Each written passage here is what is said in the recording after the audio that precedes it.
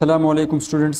सबसे पहले मैं आपको अपने चैनल एयरलेस कंसेप्ट में खुशामदीद कहूँगा। स्टूडेंट्स, आज के वीडियो लेक्चर में हम समझेंगे कि हमारे पास चार्जिंग और डिसचार्जिंग ऑफ कैपेसिटर क्या होता है। ठीक है, कैपेसिटर किस तरीके से चार्ज होता है, ठीक है, और किस तरीके से कैपेसिटर जो है वो डिस्चार्ज होता है। आज के वीडियो लेक्चर्स में हम इसको डिटेल में समझेंगे। स्टूडेंट, कैपेसिटर का चार्जिंग एंड डिस्चार्जिंग बहुत ही इंपॉर्टेंट फिनोमेना है। आपने अगर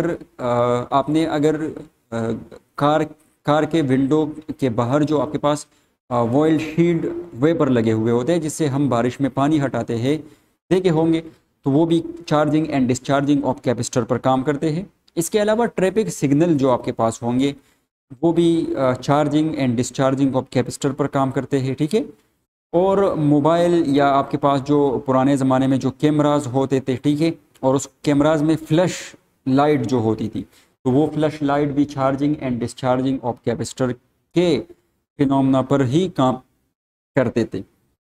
स्टूडेंट्स, ये जो हमारे पास टॉपिक है charging and discharging of capacitor, इसको आप इस नाम से भी याद रख सकते हो। और इस टॉपिक का दूसरा नाम है करंट ग्रोथ और करंट डिके इन आरसी सर्किट। ठीक है, तो ये इस नाम से भी जो है इस टॉपिक को आप याद रख सकते हो कि एक आरसी सर्किट में करंट ग्रोथ कब होगा और करंट डिके कब होगा।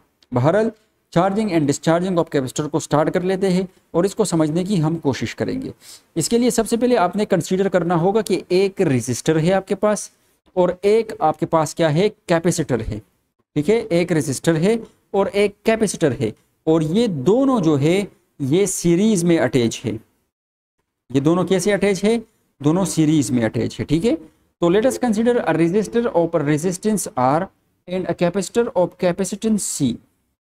ठीक है, ये दोनों अटैच है। अब रेजिस्टेंस क्या होता है स्टूडेंट? तो रेजिस्टेंस हमारे पास एक ऐसा कंपोनेंट है जिसको हम सर्किट में यूज करते हैं, और ये रेजिस्टेंस इस सर्किट में फ्लो करने वाले करंट को लिमिट करता है। रेजिस्टेंस करंट फ्लो को क्या करता है? रेजिस्टेंस शो करता है। यहाँ पर करंट को वो कम करने की कोशिश करता है, ठीक है, और उसको रेजिस्टेंस शो करने की कोशिश करता है। तो स्टूडेंट्स, रेजिस्टर को जब हम सर्किट में वोल्टेज को डिवाइड करने के लिए, वोल्टेज को कम करने के लिए, या फिर करंट को डिवाइड करने के लिए और करंट को कम करने के लिए यूज करते हैं। तो अब यहाँ पर ये सर्किट में हमारे पास एक ये रेजिस्टर है और एक ये हमारे पास कैपेसिटर है। दोनों जो है वो कनेक्टेड है। ठीक है, और कैसे कनेक्टेड है? सीरीज में कनेक्टेड है। एक का एक साइड दूसरे के साइड के साथ डायरेक्टली कनेक्टेड है। ठीक है, और ये हमारे पास एक स्विच है। ठीक है, ये एक बैटरी है। ठीक है, और ये बैटरी इन दोनों के साथ जो है कनेक्टेड है। अब स्टूडेंट, अगर मैं इस स्विच को क्लोज करता हूं, ठीक है, इस स्विच को जब मैं जैसे ही क्लोज करूंगा तो मेरे पास इस सर्किट में जो है वो करंट चलना जो है वो स्टार्ट हो जाएगा। ठीक है, और जब इसमें से करंट स्टार्ट होगा तो जैसा कि बैटरी का ये टर्मिनल नेगेटिव है और ये टर्मिनल पॉजिटिव है, तो यहाँ पर पॉजिटिव चार्ज फ्लो करेगा थ्रू रेजिस्टेंस R, और ये प्लेट जो होगा ये हमारे पास क्या हो जाएगा? पॉजिटिवली चार्ज हो जाएगा। और ये वाला प्लेट जो होगा ये हमारे पास क्या हो जाएगा? ये नेगेटिवली चार्ज हो जाएगा। इस प्लेट पर नेगेटिव चार्ज जो है वो अपेयर होना स्टार्ट हो जाएगी, और इस प्लेट पर पॉजिटिव चार्ज जो है वो अपेयर होना स्टार्ट हो जाएगी। स्टूडेंट्स, कहने का मतलब है कि जैसे ही हम इस स्विच को क्लोज करेंगे तो ये जो मेरे पास कैपेसिटर होगा, ये कैपेसिटर जो है ये चार्ज होना स्टार्ट हो जाएगा। कैपेसिटर की चार्जिंग जो है वो स्टार्ट हो जाएगी। अब स्टूडेंट, ये कैपेसिटर डायरेक्टली चार्ज नहीं होगा, इसको चार्ज होने में टाइम लगेगा। ठीक है, अब चार्ज होने में टाइम इसको क्यों लगेगा? तो देखिए स्टूडेंट्स, यहाँ पर इस बैटरी का जो नेगेटिव टर्मिनल है, इस नेगेटिव टर्मिनल से इलेक्ट्रॉन्स जो है वो जाएंगे। ठीक है, और इस नेगेटिव टर्मिनल ऑफ कैपेसिटर पर ऐड होते जाएंगे। अब शुरू में स्टूडेंट इस प्लेट पर, ये जो कैपेसिटर का ये वाला प्लेट है, इस प्लेट पर शुरू में बहुत ही कम चार्ज जो है वो था। ठीक है, शुरू में पहले चार्ज नहीं था, फिर बहुत कम चार्ज था। ठीक है, तो आने वाले इलेक्ट्रॉन को, ठीक है, इस प्लेट पर नेक्स्ट आने वाला इलेक्ट्रॉन जिस पर भी नेगेटिव चार्ज है और प्लेट पर पहले से स्टोर होने वाले इलेक्ट्रॉन पर भी नेगेटिव चार्ज है, तो ये इस इलेक्ट्रॉन को अपोजिशन स्टार्ट करेगा। ये इस इलेक्ट्रॉन को रिपेल करेगा। क्यों? क्योंकि ये भी पॉजिटिव साइन है और ये भी पॉजिटिव, सॉरी ये भी सेम साइन है और इसका भी नेगेटिव साइन है और ये भी नेगेटिव साइन है, तो नेगेटिव और नेगेटिव एक दूसरे को रिपेल करेंगे। तो ये प्लेट नए आने वाले इलेक्ट्रॉन को रिपेल करने की कोशिश करेगा। शुरू में इसकी रिपेल्जन कम होगी, लेकिन जैसे जैसे इस प्लेट पर इलेक्ट्रॉनों की तादाद बढ़ेगी, ठीक है, जैसे जैसे इस प्लेट पर इलेक्ट्रॉनों की तादाद बढ़ेगी तो वैसे वैसे इस इलेक्ट्रॉन को, नए आने वाले इलेक्ट्रॉन को ये आगे जगह नहीं देगा और बैटरी की कोशिश होगी कि किसी तरह इस इलेक्ट्रॉन को इस प्लेट के ऊपर स्टोर किया जाए या इस प्लेट के ऊपर ऐड किया जाए। स्टूडेंट, सेम सीन यहाँ पर होगा पॉजिटिव प्लेट के साथ। शुरू में पॉजिटिव चार्जेस कम होगी तो ये नए पॉजिटिव आने वाले पॉजिटिव चार्ज को वेलकम करेगा, इनको रेजिस्टेंस शो करेगा लेकिन वो कम होगा। लेकिन जैसे जैसे प्लेट पर पॉजिटिव चार्ज बढ़ेगी तो नए आने वाले पॉजिटिव चार्ज को ये रिपल्जन शो करेगा। कहने का मतलब ये है कि चार्जिंग जो शुरू में होगी, कैपेसिटर की जो चार्जिंग शुरू में होगी वो रैपिडली चार्ज होगा। शुरू में चार्ज जो है बहुत तेजी के साथ होगा, ठीक है। इनिशियली जो चार्जिंग हमारे पास होगा, इनिशियली जो चार्जिंग होगा वो फास्ट होगा, ठीक है। और फिर जब इसके बाद जब थोड़ा सा टाइम गुजरेगा, ठीक है, तो इसके बाद ये कैपेसिटर की चार्जिंग जो है उसका रेट स्लो डाउन हो जाएगा, ठीक है। तो इस तरीके से हमारे पास कैपेसिटर क्या होगा, वो हमारे पास चार्ज होगा। अब चार्जिंग ऑफ कैपेसिटर्स को हमने देख लिया है। तो जैसा कि मैंने आपको बताया कि शुरू में इनिशियली जब टाइम हमारे पास 0 होगा, ठीक है, तो चार्ज ऑन कैपेसिटर 0 होगा। चार्ज ऑन कैपेसिटर इसलिए 0 होगा क्योंकि अभी जो ये कैपेसिटर के प्लेट्स है, ठीक है, तो कैपेसिटर के ये दोनों प्लेट्स न्यूट्रल थे, अभी इस पे कोई चार्ज नहीं था जब टाइम इज इक्वल टू 0 था, ठीक है। लेकिन जैसे हम स्विच को क्लोज करेंगे, ठीक है, तो बैटरी और वोल्टेज V जो है जो सर्किट में कनेक्टेड था वो चार्ज करेगी कैपेसिटर को थ्रू रेजिस्टर, मतलब रेजिस्टर से जो है करंट पास होगा और जाएगा और आप हमारे पास जो है वो कैपेसिटर जो है वो चार्ज होना स्टार्ट हो जाएगा, ठीक है। अब कुछ टाइम बाद, ठीक है, आफ्टर सम टाइम, कुछ टाइम बाद t, after some time t, कुछ टाइम बाद, ये कोई भी टाइम हो सकता है, the charge build up gradually on plate to maximum value, जो चार्ज होगा कैपेसिटर के प्लेट पे वो बिल्डअप होना स्टार्ट हो जाएगा, चार्ज वहां पर स्टोर होना स्टार्ट हो जाएगा, ठीक है। मैक्सिमम वैल्यू क्यू नॉट को, ठीक है, क्यू नॉट मैक्सिमम वैल्यू है जो चार्ज में स्टोर होगी करंट, ठीक है। As the charge on a plate increase, जैसा कि प्लेट के ऊपर जो चार्ज होगा वो इंक्रीज होगा, it begins to repel the next incoming charge, दूसरे आने वाले चार्जेस होगी ये इसको क्या करेगा, रिपेल करेगा, ठीक है। As a result current in circuit decrease, current जो होगा सर्किट में वो हमारे पास क्या हो जाएगा, डिक्रीज हो जाएगा। ये पूरा का पूरा फिनोमेना मैंने वहां डायग्राम से आपको समझाया। अब जब टाइम आपके पास इन्फिनिटी हो जाएगा, अब हमें पता नहीं है कि एक कैपेसिटर जो है वो कितना टाइम लेता है फुली चार्ज होने के लिए, ठीक है, तो इसलिए हम कहेंगे कि एक कैपेसिटर जो टाइम लेता है फुली चार्ज होने के लिए वो इन्फिनिटी टाइम है। तो लेट अस कंसीडर, अगर टाइम जब हमारे पास इन्फिनिटी होगा तो capacitor is fully charge at time infinity and current 0 हो जाएगा सर्किट में। करंट सर्किट में क्यों 0 होगा, तो स्टूडेंट जब यहाँ पर पोटेंशियल डिफरेंस, इन दो प्लेट्स के बीच में पोटेंशियल डिफरेंस और इसके साथ जो अटैच बैटरी है, ठीक है, इस बैटरी के पोटेंशियल डिफरेंस जब हमारे पास बराबर हो जाएंगे, ठीक है, तो फिर इस कैपेसिटर में और चार्ज जो है वो स्टोर नहीं होगा, ठीक है। फिर यहाँ पर चार्ज की फ्लो बंद हो जाएगी और चार्ज की फ्लो जब आपके पास बंद हो जाएगी तो फिर आपके पास कैपेसिटर में कोई भी करंट जो है वो स्टोर, सर्किट में कोई भी करंट जो है वो फ्लो नहीं करेगा। क्यों? क्योंकि पोटेंशियल डिफरेंस बिटवीन प्लेट्स और पोटेंशियल डिफरेंस बैटरी दोनों बराबर होंगे, तो चार्ज जो है वो क्लोज हो जाएगा, ठीक है। अब मैक्सिमम चार्ज जो होगी कैपेसिटर पर, मैक्सिमम चार्ज कितना स्टोर होगा, तो स्टूडेंट मैक्सिमम चार्ज के लिए फार्मूला हमारे पास है Q is equal to C V, ठीक है। हमने कैपेसिटर में पढ़ा था कि ये चार्ज जो है डायरेक्टली प्रोपोर्शन होता है पोटेंशियल डिफरेंस के, डायरेक्टली हटाया था इज इक्वल टू और कांस्टेंट आया था और वो कांस्टेंट हमारे पास था C, कैपेसिटेंस, ठीक है। तो ये मैक्सिमम चार्ज जो आपके पास होगा जिसको हम क्यू नॉट से नोट करेंगे वो बराबर होगा कैपेसिटेंस और ईएमएफ ऑफ बैटरी यानी voltage of a battery. So this is the maximum charge store in a capacitor.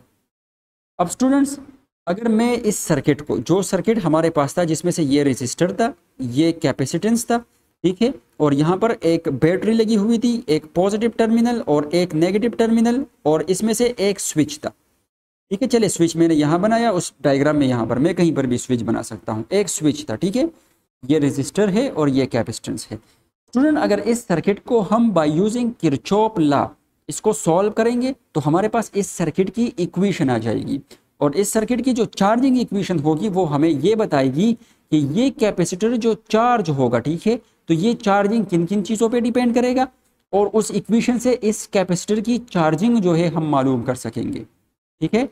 जैसा कि मैंने बताया आपको कि शुरू में ये कैपेसिटर जो है बड़े तेज़ी के साथ चार्ज होगा, लेकिन जैसे जैसे वक्त गुजरेगा इसकी चार्जिंग जो है वो स्लो हो जाएगी।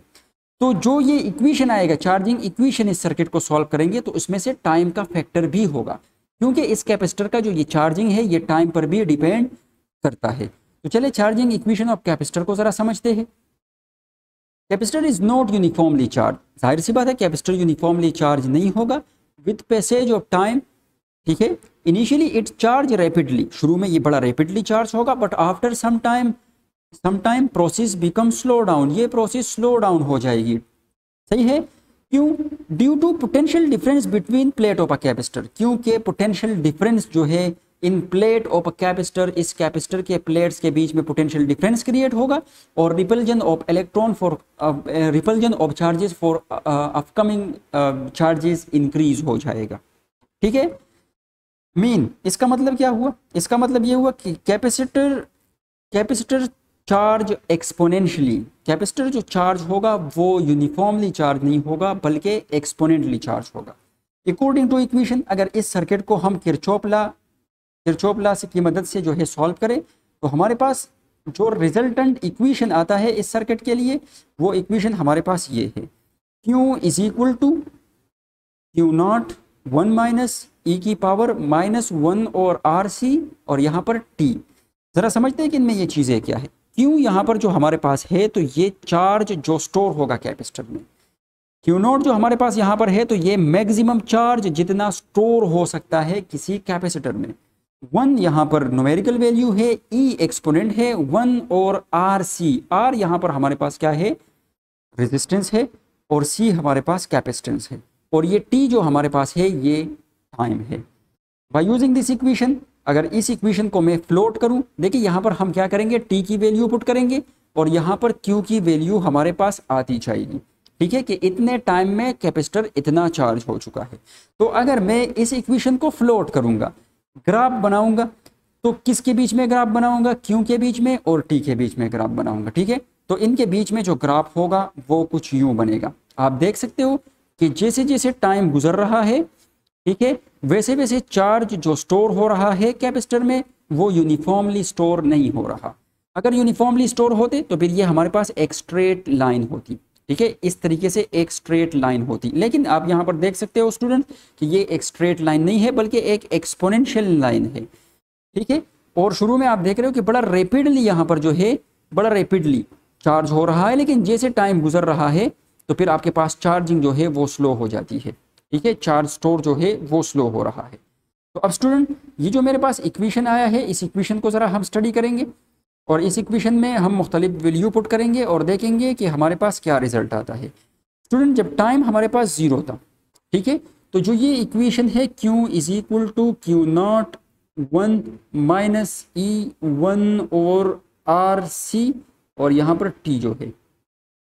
अब इस इक्वेशन में अगर मैं टाइम T 0 पुट करूँगा, ठीक है, तो ये पूरा का पूरा टर्म 0 हो जाएगा और E की पावर 0 हो जाएगा, और आपको पता है anything power 0 is equal to 1, तो 1 माइनस 1 क्या हो जाएगा? 0, 0 इसके साथ मल्टीप्लाई होगा तो चार्ज 0 आएगा। तो टाइम जब 0 होगा तो इक्वेशन 1 जो है, इससे इक्वेशन ने हमें बताया कि इस वक्त जब टाइम 0 था तो कैपेसिटेंस पे कोई भी चार्ज स्टोर नहीं हुआ था। जब टाइम इन्फिनिटी होगा तो मैं यहाँ पर T की जगह क्या पुट करूंगा? इस T की जगह मैं इन्फिनिटी पुट करूंगा। Infinity multiply by anything infinity हो जाएगी, और E की पावर इन्फिनिटी हमारे पास बराबर होता है 0 के। सही है। तो 1 minus zero is equal to 1, 1 multiply by Q naught, Q naught हो जाएगा। ठीक है, तो कहने का मतलब ये है कि जब मैं टी इन्फिनिटी पुट करूंगा तो इक्वेशन 1 से मेरे पास क्यू की वैल्यू क्या आ जाएगी, क्यू नॉट आ जाएगी। मतलब ये है कि जब टाइम इन्फिनिटी होगा कैपेसिटर फुली चार्ज हो चुका होगा। क्यू नॉट क्या चीज़ है स्टूडेंट, मैंने पहले आपको बताया कि क्यू नॉट मैक्सिमम चार्ज है जितना कैपेसिटेंस में आ सकता है। तो जो चार्जिंग होगी वो चार्जिंग मैक्सिमम हो चुकी होगी। ठीक है, और कैपेसिटर फुली चार्ज हो चुका होगा। अब स्टूडेंट्स इस इक्वेशन में जो सबसे मोस्ट इंपॉर्टेंट टर्म है वो है आर सी। यहाँ पर जो ये आर सी है ये बड़ा इंपॉर्टेंट है स्टूडेंट्स। यहाँ पर जो ये आर सी है, charge store time depends on, यहाँ पर जो ये चार्ज स्टोर होगा कैपेसिटर में ये दो चीज़ों पे डिपेंड करता है। एक तो ये डिपेंड करेगा आर पर, रेजिस्टेंस पर। स्टूडेंट जितना ज़्यादा आपके पास रेजिस्टेंस होगा, ठीक है, उतना ज़्यादा जो है उतना कम आपके पास, उतना ज़्यादा टाइम लगेगा। ठीक है, मैं यहाँ पर सर्किट को ड्रॉ कर दूं प्लस और ये हुआ माइनस, तो उतना ज़्यादा कम टाइम आपको लगेगा इस कैपेसिटर को चार्ज होने के लिए, ज़्यादा टाइम लगेगा सॉरी। अगर रेजिस्टेंस ज़्यादा होगा तो ये कम करंट अलाउ करेगा, और जब करंट कम अलाउ करेगा तो इस कैपेसिटर में चार्ज कम आएगा, कम चार्ज आएगा, कम करंट आएगा, तो इस पर ज़्यादा टाइम लगेगा चार्ज होने के लिए। ठीक है, इस तरीके से कैपेसिटेंस, अगर इस कैपेसिटर की कैपेसिटेंस ज़्यादा होगी, ठीक है, इसकी कैपेसिटेंस ज़्यादा होगी तो इसको ज़्यादा टाइम लगेगा। अगर इसमें चार्ज स्टोर होने की जगह ज़्यादा होगी तो इसको ज़्यादा टाइम लगेगा चार्ज फुल चार्ज होने में। ठीक है, तो कहने का मतलब है कि चार्ज स्टोर टाइम जो है ये डिपेंड कर रहा है आर और सी दोनों पर। ठीक है, अगर स्टूडेंट अगर आप आर और सी का डायमेंशन मालूम करें, जैसे फर्स्ट ईयर के चैप्टर, पहले चैप्टर में आप लास्ट में, पहले चैप्टर के लास्ट में आपने मुख्तलिफ क्वांटिटी के डायमेंशन मालूम किए थे, फोर्स के, वेलोसिटी के, एक्सेलरेशन के।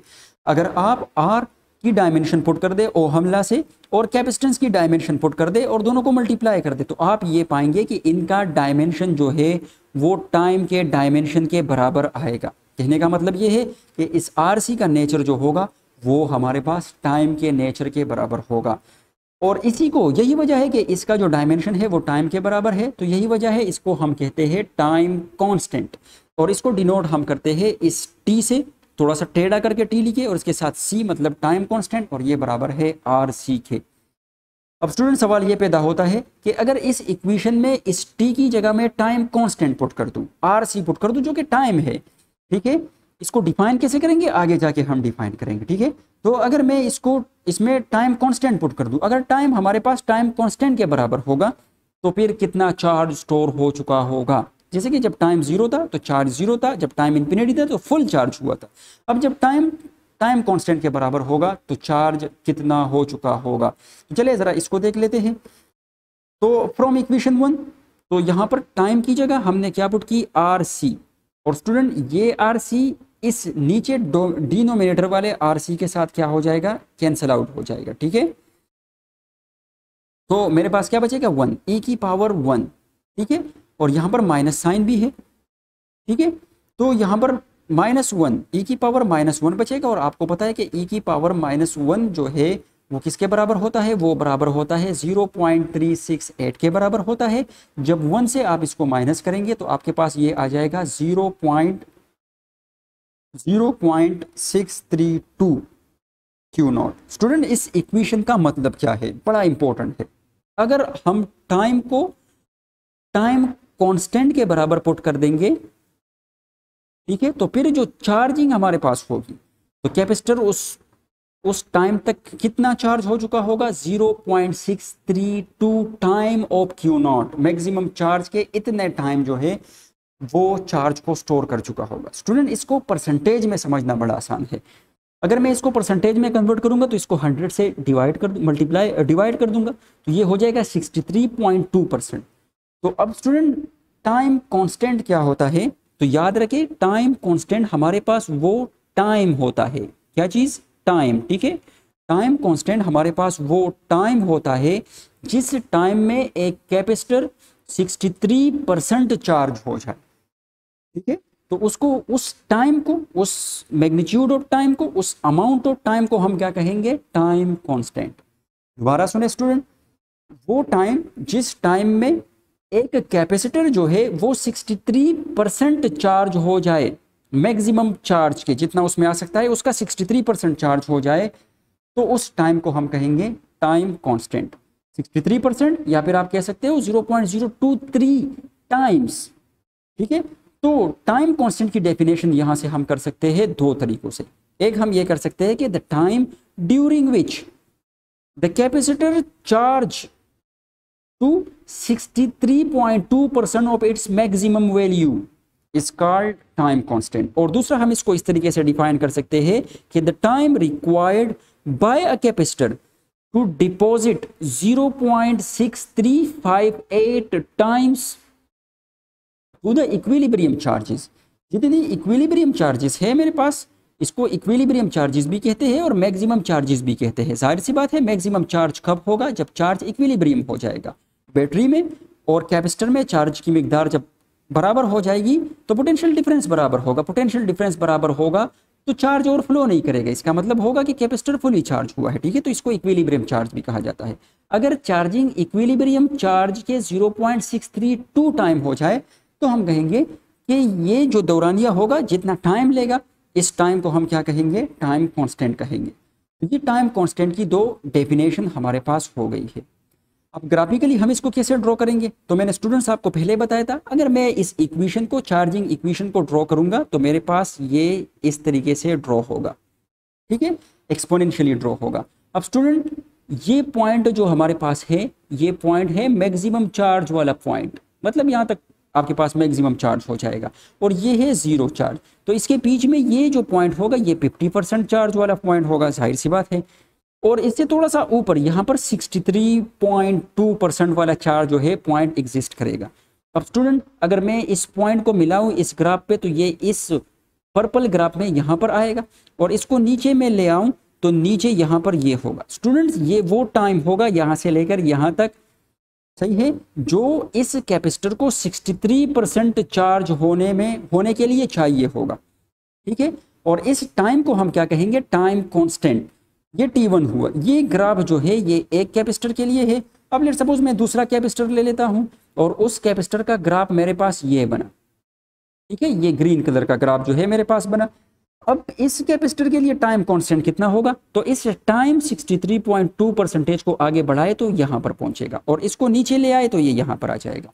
अब स्टूडेंट इसके लिए जो टाइम कांस्टेंट होगा वो T2 हो जाएगा, और वो यहां से लेकर यहां तक होगा।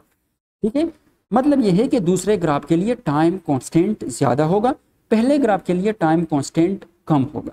अब स्टूडेंट्स आप मुझे बताएं कि पहले ग्राफ वाला जो कैपेसिटर है वो जल्दी चार्ज होगा या दूसरे ग्राफ वाले कैपेसिटर जो है वो जल्दी चार्ज होगा। तो जाहिर सी बात है पहले ग्राफ वाले कैपेसिटर जो है वो जल्दी चार्ज होगा। इसकी वजह क्या है, वजह यह है कि टाइम के साथ साथ ये बहुत जल्दी जो है Q0 वैल्यू को अटेंड कर रहा है, जबकि ये दूसरा ग्राफ जो होगा इसको टाइम लगेगा इस Q0 वैल्यू तक पहुंचने में। ठीक है, ज्यादा टाइम लगेगा, तो चार्जिंग इसकी ज्यादा है।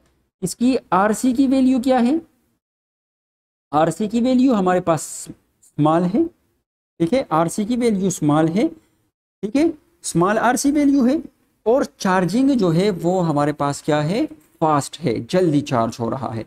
जबकि यहाँ पर इस लाइन की RC की वैल्यू जो है, जो टाइम कांस्टेंट की वैल्यू है या RC की वैल्यू है, वो हमारे पास बड़ा है, और इसका चार्जिंग जो है वो स्लो है।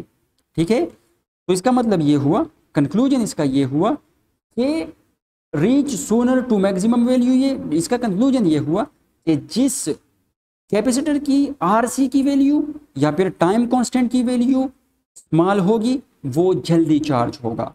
ठीक है, तो मैंने यहां पर लिखा है कि ग्राफ हमें ये शो कर रहा है कि the charge reach at its maximum value sooner when the time constant is small या the RC value is small. RC value जो होगी वो अगर हमारे पास स्मॉल होगी तो चार्जिंग जो होगा हमारे पास वो जल्दी होगा, वो फास्ट होगा। तो RC वैल्यू को निकाल के किसी भी कैपेसिटर के हम उसके चार्जिंग के बारे में बता सकते हैं कि ये कैपेसिटर जो है जल्दी चार्ज होगा या जल्दी चार्ज नहीं होगा। अब स्टूडेंट डिस्चार्जिंग की बात करेंगे ठीक है। तो डिस्चार्जिंग के लिए हम क्या करेंगे, ये जो सर्किट है हमारे पास जिसमें से एक रेजिस्टर को और एक कैपेसिटर को हमने सीरीज में कनेक्ट किया था और एक स्विच था और यहाँ पर एक बैटरी थी, बैटरी को हम यहाँ से हटाएंगे और इसकी जगह इसको डायरेक्ट कनेक्ट करेंगे और जैसे हम यहाँ पर इस स्विच को क्लोज करेंगे स्टूडेंट, तो यहाँ पर चार्जेस फ्लो करना स्टार्ट करेंगे। ठीक है। कन्वेंशनल करंट की अगर हम बात करेंगे तो पॉजिटिव से नेगेटिव की तरफ करंट फ्लो करेगा। इलेक्ट्रॉनिक करंट की बात करेंगे तो इलेक्ट्रॉन नेगेटिव प्लेट से आएंगे और ये पॉजिटिव प्लेट की तरफ जाएंगे और पॉजिटिव प्लेट पर जाकर ये न्यूट्रल होते जाएंगे। तो इस तरीके से आपके पास कैपेसिटर क्या होगा, कैपेसिटर डिस्चार्ज होना स्टार्ट हो जाएगा। ठीक है। और कुछ टाइम बाद कैपेसिटर फुली डिस्चार्ज हो जाएगा। तो यही मैंने लिखा है कि let a battery is remove after charging as show in the figure when the switch is close, जब स्विच को हम क्लोज करेंगे the charge plus on left plate can now flow clockwise. ठीक है। ये पॉजिटिव होगा, ठीक है, और ये नेगेटिव है लेट सपोज, तो फिर इस तरीके से होगा। सही है। और न्यूट्रलाइज हो जाएगा नेगेटिव चार्ज के साथ दूसरे प्लेट में। कहने का मतलब ये है कि एक प्लेट से चार्ज दूसरे प्लेट तक मूव करेंगे, ठीक है, और वहां पर न्यूट्रलाइज हो जाएंगे और न्यूट्रलाइज होंगे तो जाहिर सी बात है अब यहाँ पर पोटेंशियल डिफरेंस कम होगा और कैपेसिटर डिस्चार्ज हो जाएगा। अच्छा, इस सर्किट को जब हम सॉल्व करते हैं बाय यूजिंग किरचॉफ लॉ तो हमारे पास डिस्चार्जिंग इक्वेशन आती है और वो डिस्चार्जिंग इक्वेशन क्या है, Q is equal to Q naught E minus E divided by RC। इसमें से 1 नहीं है, 1 माइनस E नहीं है। This is the discharging equation. अब इस डिस्चार्जिंग इक्वेशन को अगर हम फर्दर स्टडी करेंगे तो कैसे स्टडी करेंगे, अगर टाइम जब हमारे पास 0 था तो इसमें से हम टाइम में इस इक्वेशन को दोबारा लिख दूं यहाँ पर Q is equal to Q naught E की पावर 1 ओवर RC और यहाँ पर टाइम t। अब अगर मैं यहाँ पर टाइम t 0 पुट करूंगा तो यहाँ पर ये 0 मल्टीप्लाई होकर इसके साथ 0 हो जाएगा और E की पावर 0 1 के बराबर होगा, तो चार्ज जो मेरे पास होगा वो Q नॉट के बराबर हो जाएगा। इस तरीके से अगर मैं इन्फिनिटी पुट करूंगा, टाइम इन्फिनिटी, तो इन्फिनिटी यहाँ पर ये हो जाएगा, E की पावर इन्फिनिटी आ जाएगा और ये 0 हो जाएगा और पूरा का पूरा जो है आपके पास 0 हो जाएगा। मतलब ये है कि जब टाइम इन्फिनिटी हो जाएगा तो कैपेसिटर फुली डिस्चार्ज हो चुका होगा और जब टाइम 0 होगा तो वो फुली चार्ज होगा, लेकिन टाइम गुजरेगा तो वो डिस्चार्ज होना स्टार्ट हो जाएगा और टाइम इन्फिनिटी हो जाएगा तो वो हमारे पास क्या हो जाएगा, फुली जो है डिस्चार्ज हो जाएगा। अगर टाइम हमारे पास टाइम कांस्टेंट के बराबर हो, जैसे पहले केसेस हमने चार्जिंग के लिए किए थे, इसलिए ऐसे इसके लिए भी करेंगे, फिर क्या होगा, तो जब यहाँ पर आप टाइम जो है यहाँ पर ये टी की वैल्यू आप RC पुट करेंगे तो RC RC के साथ कैंसिल आउट हो जाएगा और E की पावर 1 बचेगा। और आपको पता है कि E की पावर 1 जो है -1 वो बराबर होता है 0.3658 के और ये इक्वेशन आ जाएगा। ठीक है। तो यहाँ से टाइम कांस्टेंट आपके पास डिस्चार्जिंग के लिए कितना होगा, डिस्चार्जिंग के लिए टाइम कांस्टेंट इतना होगा कि जब हमारे पास कोई कैपेसिटर डिस्चार्ज हो जाए, ठीक है, कितना डिस्चार्ज हो जाए कि इस कैपेसिटर में सिर्फ 36.58% चार्ज रह जाए।